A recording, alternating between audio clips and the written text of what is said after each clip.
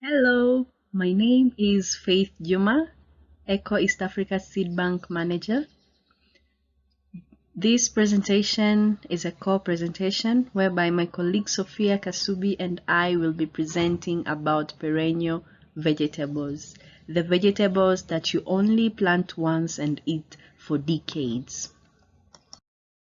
It is interesting to know that out of 273 total plants listed in the World Vegetable Book, written by Rubazaki and Yamaguchi, Eco East Africa has been promoting the top 4 leafy plants by protein content. These plants, namely Katuk, Cassava leaves, Moringa, and Chaya. Now one may ask, what are perennial vegetables? These are plants that live for a long period of time after being planted, for at least 3 to 10 years in the ground. This means one only plant them once and continuously enjoy the harvest for decades. This differentiates them from annual vegetables such as amaranth, African nightshade, and African kale, which only live for a short period of time after being planted and then requires one to buy the seeds again or replant the plants again in order to continue to enjoy the harvest. Perennial vegetables are consumable, delicious, and commonly salty, a feedback that we have been receiving from the communities after the long-run training of these perennial vegetables in the communities. There are several perennial vegetables such as sweet potato leaves in East Africa, but Eco East Africa has been promoting the top 4 leafy vegetables by protein content, namely Katuk, Cassava leaves, Moringa, and Chaya. There are several benefits of perennial vegetables apart from being healthy, consumable leafy vegetables. Firstly, they produce continuously. This means that they produce a sufficient amount of harvest over the year, which can be enough for the whole family or household during the times when the annual vegetables are out of season or are missing in the farm. Secondly, they contribute to a healthy ecosystem because they are eco-friendly. Thirdly, they can be used for ornamental purpose. This is because perennial vegetables tend to be evergreen throughout the year. Therefore, they tend to be attractive and pleasant in the environment. They require low maintenance. This is because they don't require much labor or hard work in maintaining them, because they can live in a low rainfall environment or in a drought climate. They don't require to be watered daily. They can survive in a semi-arid environment. They can also be used to build the soil component and structure because they tend to provide nitrogen to the soil. They can be used for several multi-purpose reasons. They can be eaten, they can be used as live fences around the house. They can also be used as trellis for several plants and shade for several plants which require a shady, conducive environment. In front of you is the top 20 leafy vegetables by protein content. In this list, there are several perennial and annual vegetables listed, basing on their protein content which they have. For instance, when you look at the top 4 leafy perennial vegetables, Katuk, Cassava, and Moringa and Chaya, they tend to have a higher amount of protein content compared to the other annual vegetables which also tend to live for a short period of time in the ground. For instance, there is taro, there is kale, there is amaranth. Comparing their protein content, the perennial vegetables I mentioned earlier have higher protein content than the rest in the list. They also have vitamin A, calcium, and iron. and also a high amount of kilocalories. The first perennial vegetables that I'll be talking about is Katuk. Katuk is a vegetable that can be eaten either raw or cooked. It has a net growth of flowers and small fruits that can be used as food. This means they are edible. When Katuk is cooked, it retains its green color and firmness.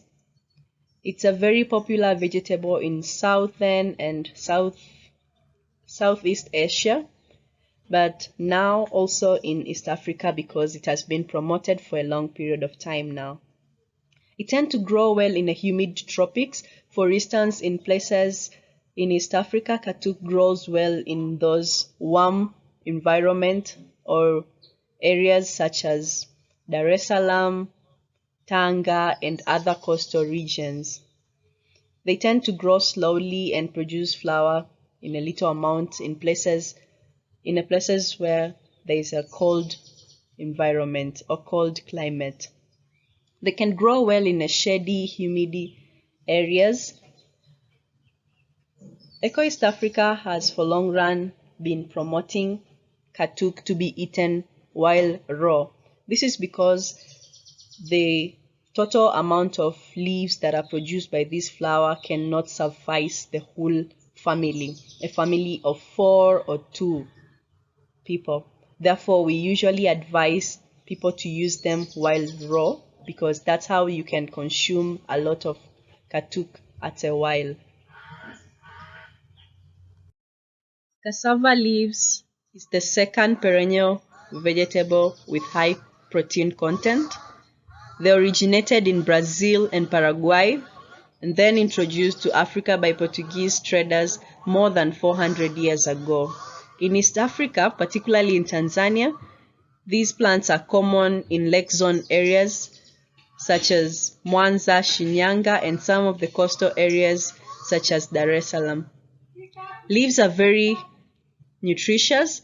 They have high protein content, as said earlier. They have high vitamin and iron content also.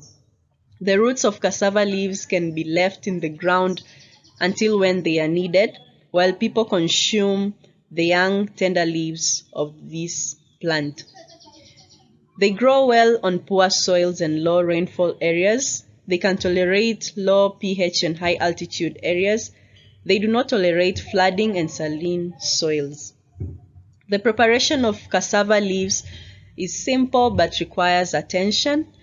This is because they tend to have hydrocyanic acid, which has to be removed through evaporation.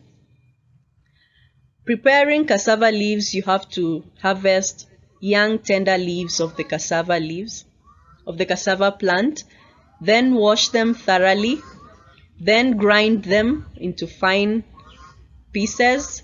Thereafter, boil them for at least 45 minutes in a container that has no lid, so as to ensure that the hydrocyanic acid that is in the leaves is evaporated through vapor during boiling. After that, you can cook your cassava leaves like any other vegetables. You can use onion, tomatoes, carrots to add as ingredient to your vegetables. And to add flavor to this vegetable, you can add coconut cream, peanut butter, or milk if it's available in your household. Thereafter, you can eat the vegetable with any other meal such as rice, ugali, and any other food that you would like to. The third perennial vegetable that has high protein content is Moringa. Moringa plant is native to India, Red Sea areas, and parts of Africa.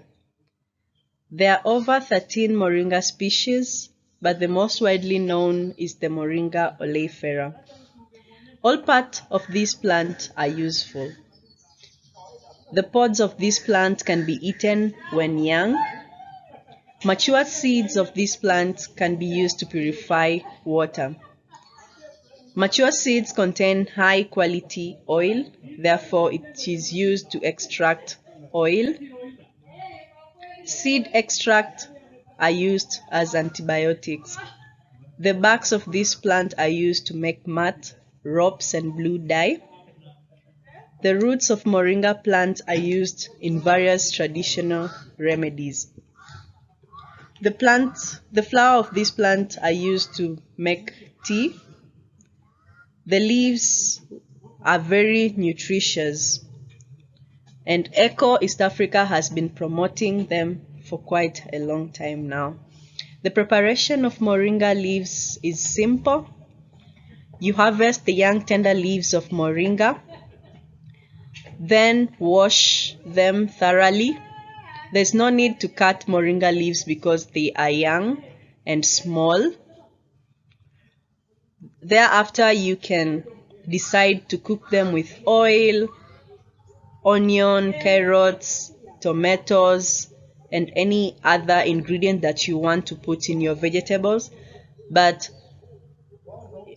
you can also cook them without the ingredients mentioned. You can simply cook them with oil and a little amount of salt. Then you can eat them with any food that you choose. The Moringa plant is simple to cook because you can cook it just like any other vegetables such as amaranth. It doesn't consume long time while cooking it. And to add flavor to the Moringa vegetable that you have prepared, you can add coconut cream, you can add peanut butter, or if you have a small amount of milk in the house, you can add milk to your Moringa leaves and have a tastier Moringa for your ugali, for your rice, and enjoy the meal. The fourth perennial vegetable that has high protein content is Chaya. Chaya is a native plant to Mexico. It was firstly introduced to Eco East Africa by the year 2015. The cuttings were received from Eco, Florida. Chaya is a slightly woody shrub that grows up to 6 meters tall. Chaya has a very high yield over the year. It tends to produce sufficient amount of leaves that can be used at the family level and even at the community at large. The leaves and terminal stems of Chaya are highly nutritious when cooked. Grows in a difficult condition. For instance, in places with little or no rainfall, Chaya can survive and grow well because it doesn't require much attention, just like any other perennial vegetable. Chaya should always be cooked, and this is because Chaya contains hydrochloric acid, which has to be removed from the leaves by evaporation, which means Chaya has to be boiled or cooked for it to be consumed. Young leaves and tender stems of Chaya are cut into pieces, then cooked, just like cassava leaves. The only exception is that cassava leaves is grinded, but for the Chaya, we don't grind it, but we cut it into very fine small pieces, then cooked in anyhow anyone can cook. Chaya has high content of protein, vitamin A, vitamin B. It has calcium and iron content at large. The preparation of Chaya leaves is simple but requires attention. This is because of the hydrochloric acid that has to be boiled, that has to be removed through evaporation. Therefore, the preparation of Chaya begins with harvesting young tender leaves of Chaya, then wash them thoroughly, cut them into fine pieces, then boil them for at least 15 to 20 minutes without a lid. Thereafter, your Chaya is ready to cook just like any other vegetable. You can add ingredients such as onion, tomatoes, carrots to add flavor, but also you can add flavor with coconut cream, peanut butter, or even milk or any other ingredient that is available at your place. Thereafter, your Chaya is ready to be consumed. You can eat it with ugali, cassava, potatoes, rice, or any other food that you wish to eat your chaya with. Hello everyone, my name is Sophia Kasubi. I'll be taking part in this second part of this presentation about perennial vegetables. Eco East Africa has been promoting perennial vegetables through the support of the following supporters. First one is Eco International, second one is Australian Volunteer International, third one is Partners Organization from within Tanzania and outside the borders of Tanzania. Also, there are different institutions that we are partnering with in promoting these perennial vegetables like schools, churches, and other institutions. Perennial vegetables trainings have shown a number of impacts as follows. More than 75 people have been trained on the importance and use of perennial vegetables since the year 2015 in order to improve nutrition. We have been teaching community members and even household members on how to produce and also use these perennial vegetables in order to improve nutrition. At household level, we've been able to teach community members who visit our centers and also other members whom we meet in different agricultural events. At community level, we've been able to teach at schools, women group, youth group, health centers, agricultural events at different levels, both national and international level. Eco East Africa has been able to train beneficiaries at health centers and hospitals by targeting clinic attendants like fathers, mothers, and children because these are more prone to malnutrition and anemia. Also, we have impacted the lives of diabetics, people who attend clinic, as well as people who attend blood pressure clinic. At hospitals and health centers, eco trainers were able to train staff of clinic and health center like doctors and nurses, knowing that this special cadre will be able to impact the lives of people who attend health centers or hospital for different purposes. Eco East Africa has been able to train 24 secondary schools of Meru District, sponsored by Peter Project under Tumaini Makumira University.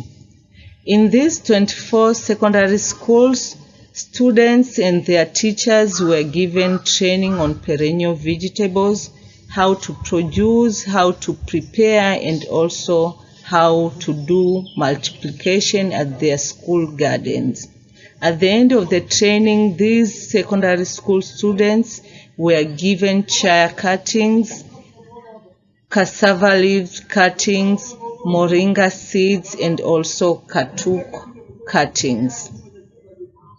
Women and youth groups of Arusha City have been given training on production and use of perennial vegetables because these women and youth are embarked themselves in selling of green vegetables, but they have not done any kind of business in regard to these perennial vegetables. So they have been given this kind of training while they meet for their village community bank meeting processes. They were urged to continue using perennial vegetables to produce for their own consumption and also for selling purpose in order to earn an income to. I've mentioned earlier about partner organizations that support their beneficiaries to learn about importance of nutrition through the use of perennial vegetables, and these partners works within Tanzania and also outside Tanzania in other countries like Kenya, Uganda, Rwanda, Burundi, Tanzania, and even beyond the borders of East Africa. In Tanzania particularly, we have partners like Project Concern International, which support primary and secondary schools in Mara region, especially in their school feeding projects. These school students were taught on perennial vegetables so as to add the aspect of nutrition in order to improve their nutrition and health status. Also, we have Convoy of Hope, which supports women and girls. They used to bring groups of women and students so that they can come and learn about perennial vegetables at Eco East African Impact Center. Not only that, but also the Plaster House and many more organizations, they consult ECO at different times so that we can train their beneficiaries on the importance and use of perennial vegetables in order to improve nutrition and to save the lives of their people they serve in different places of Tanzania and outside Tanzania. Eco East Africa is doing distribution of perennial vegetables, cuttings and seeds to all those people who are attending eco trainings and also those people who are coming to visit our center for learning purpose.